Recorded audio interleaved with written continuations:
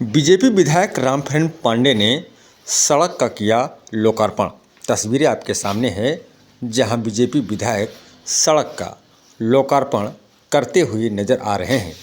आपको बता दें, श्रावस्ती जनपद के सोनवा थाना क्षेत्र के हिताई नगर मोड़ से दामूपुरवा जाने वाले मार्ग का बीजेपी विधायक रामफेन पांडे ने पहुंचकर लोकार्पण किया। तस्वीर आपके सामने है जहां बीजेपी विधायक फीता काटते हुए नजर आ रहे हैं।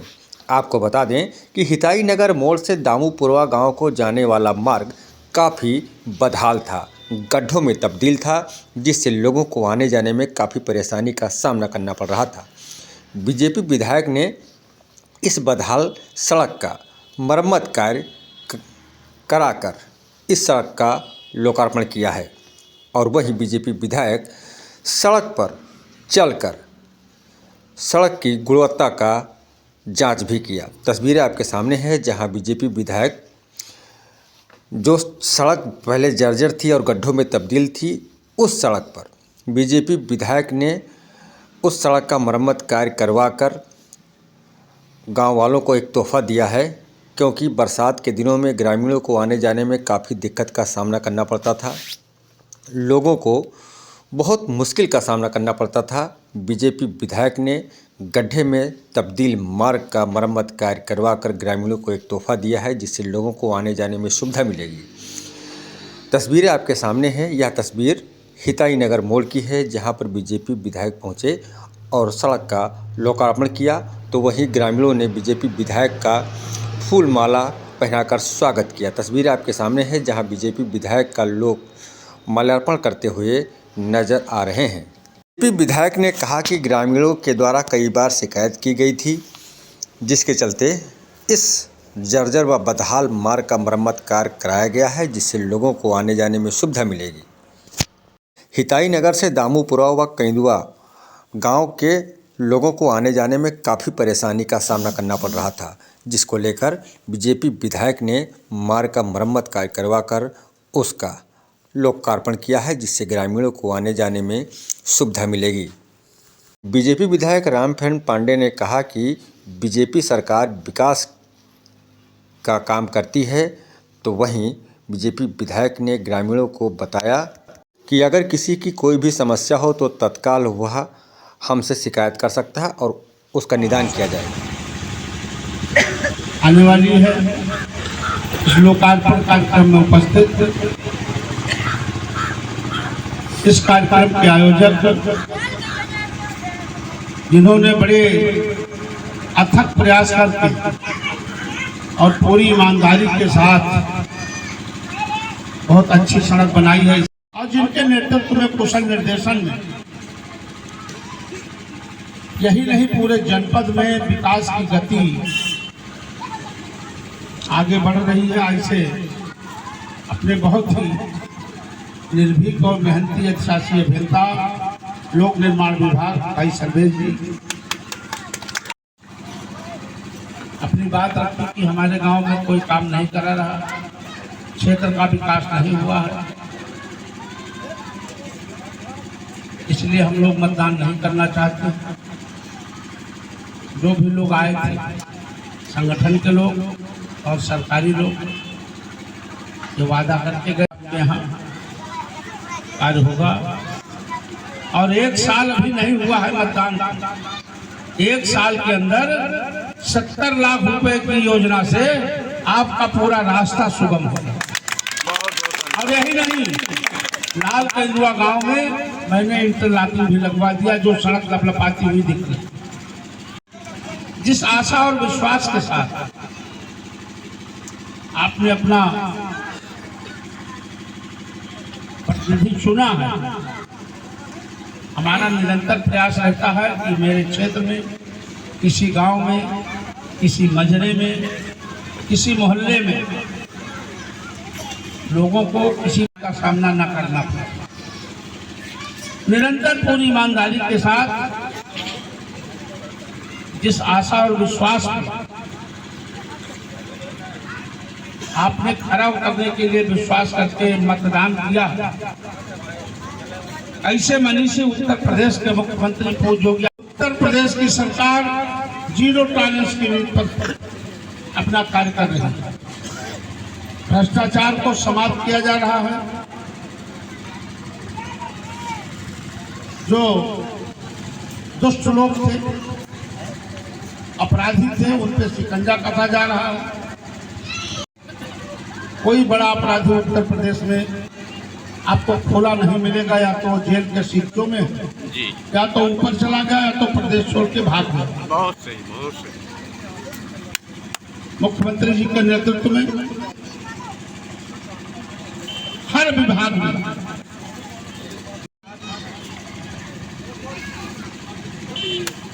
कोविड का काल आया था, कोरोना के संक्रमण से पूरा देश जूझ रहा था।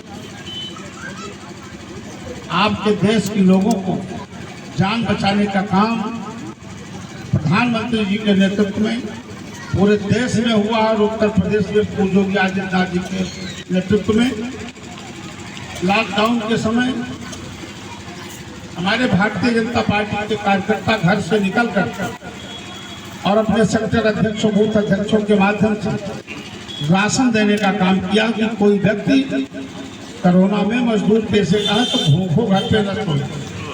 और यहाँ तक कि कोरोना से निपटने के लिए दो बार लोगों को बूस्टर डोज लगा करके जिसका कोई शुल्क नहीं लिया, चला था कहाँ ना कोई भेद। कोविड वैक्सीन देने का काम उत्तर प्रदेश के मुख्यमंत्री योगी आदित्यनाथ जी ने डिलीट कर लिखा जिससे वो सोचते कि चला तो महंगा हर क्षेत्र में वो हमेशा करते। अभी बाढ़ आई, बाढ़ में जगह जगह पर लंच पैकेट बांटे गए, लोगों को राशन दिया गया, जिनकी फसलें नष्ट हुई सारा का सारा मुआवजा बना करके और योगी जी के नेतृत्व में जिलाधिकारी महोदय के मार्गदर्शन में ऑनलाइन सबके खाते में पैसा भेजने का काम किया है। बिचौलियों का बोलबाला समाप्त किया है और सरकारों में काम कहने के लिए तो बात बहुत लंबी चौड़ी है। हम प्रयास करते हैं और यहाँ मेरे ख्याल से 4-5 गांव के लोग आए हैं। अगर कोई समस्या कहीं सड़क की, नाली की कोई है तो देखिए, जब तक बच्चा नहीं रोता है तो माँ दूध नहीं पिलाती। यह आपका धर्म बनता है। आप अपनी बात को लिख करके, बिजली की समस्या है, सड़क की समस्या है, राशन की समस्या है, पेंशन की समस्या, जो भी समस्या हो उसको लिखित रूप में चुप पे कह सकता हूँ कि विधायक मैं नहीं हूँ, विधायक श्रावस्ती की जनता है जिसने वोट दिया है, सब मैं विधायक का वोट हूँ। हमारे पास कोई दलाल नहीं है, ना मेरा कोई बिचौलिया। मेरे नाम पे कोई दलाली मांगे तो उसको 20 जूता मारिएगा। आप हमसे जब भी चाहें सुबह 8 बजे से रात 12 बजे तक अपनी बात रख सकते हैं। और मैं ये वादा करके कहता हूं कि मैं आपका विधायक नहीं हूं, आपका चौकीदार हूं। नहीं दूंगा, आपके साथ अन्याय नहीं होने दूंगा, आपके धन की डकैती नहीं पड़ने दूंगा। जो चौकीदार का काम है वो पूरी रखवाली में करता रहूंगा। और जो भी आपकी समस्या है, आप लोग अपनी समस्या का निराकरण के लिए लिखित रूप से आप देते रहेंगे तो निराकरण होता रहेगा। आप भी आए हो और फिर मोदी आ रहे हैं, फिर मोदी आ रहे हैं। देश में मोदी के सामने कोई विकल्प नहीं है। विकल्प के रूप में देश में कोई नेता नहीं है जो मोदी जी को टक्कर दे सके। ये आप लोगों का प्यार है। आप लोगों ने मोदी जी को जो अपने गले में माला पहन करके बसा लिया है, वो प्यार आपका अछूत है, वो कभी नहीं छूट सकता। और जिस सारे लोग जानते हैं, जब हमारा देश आजाद हुआ 1947 में 565 रियासतें थी। 563 रियासतों को सरदार वल्लभ भाई पटेल ने एक सूत्र में बांध करके और समर्थन ले लिया। 2 रियासतें ऐसी थी जो पंडित जवाहरलाल नेहरू जो प्रधानमंत्री थे, उन्होंने कहा था कि इसकी चिंता न कीजिए, इसको मैं भी लेकर आऊंगा। और वो कैंसर 1947 से लेकर और आज तक चला रहा था, जो कश्मीर का मुद्दा था। कश्मीर भारत का मस्तक है। उस कश्मीर में दो तरीके के संविधान थे, दो तरीके के प्रधान थे। अगर कोई हिंदुस्तान का आदमी वहां शादी कर लिया तो उसकी सारी नागरिकता समाप्त हो जाती थी, सारा कुछ समाप्त हो जाता था। और वही कश्मीर का आदमी अगर पाकिस्तान में शादी कर लिया तो उसको सब कुछ मिलता था। ये था कानून। उसको अच्छा रखने के लिए डॉक्टर श्यामा प्रसाद मुखर्जी पंडित जवाहरलाल नेहरू के कैबिनेट मंत्री थे।